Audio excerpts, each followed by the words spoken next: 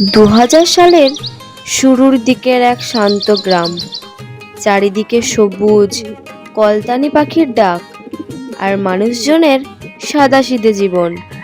কিন্তু এই শান্ত গ্রামের বুকে লুকিয়ে আছে এক রহস্য। এক মা দৌড়ে আসে পুকুর পাড়ে, চিৎকার করতে করতে, ওরে হাসান, আমার হাসান কোথায় গেল? কেউ খুঁজে দাও আমার ছেলেকে। ওরে বাবা, তুই কোথায় গেলি রে? গ্রামের লোকজন তার চিৎকার শুনে ছুটে আসে।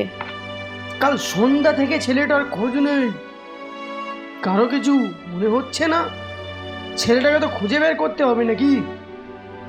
প্রধান সাহেব, গত রাতে কিন্তু পুকুর পাড়ে অজানা এক যেন ছায়া দেখছিলাম। তার জন্য মনে হয় মানুষ ভয়ে কেউ ওই পুকুর পাড়ের দিকে যাচ্ছে না। কিন্তু ছেলেটাকে তো খুঁজে বার করতে হবে। এবার আমার ছেলেটার কি হবে রে? প্রধান সাহেব, আপনি কিছু করুন। আমার ছেলেকে আপনি ফিরিয়ে দেন প্রধান সাহেব, আমার ছেলেকে আপনি বাঁচান। তুমি চিন্তা করো না, তোমার ছেলেকে আমি ঠিকই ফিরিয়ে দেব। তুমি কোনো চিন্তা করো না। রাতের বেলায় মশাল হাতে সবাই হাসানকে খুঁজতে বের হয়। চারিদিকে ঝিঝির ঢাক, গাছের ডালে অদ্ভুত শব্দ।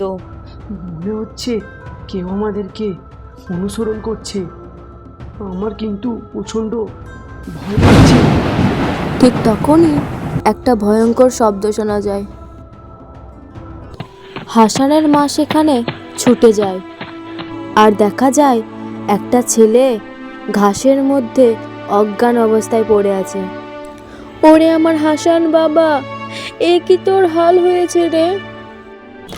ধরা পড়ে গ্রামেরই লোভী মহাজন, যে জাদুকরি ধন লুকানোর জন্য ছেলেটিকে গোপনে অপহরণ করেছিল। অন্যায় করলে তাকে শাস্তি পেতেই হবে। তুমিও শাস্তি পাবেই।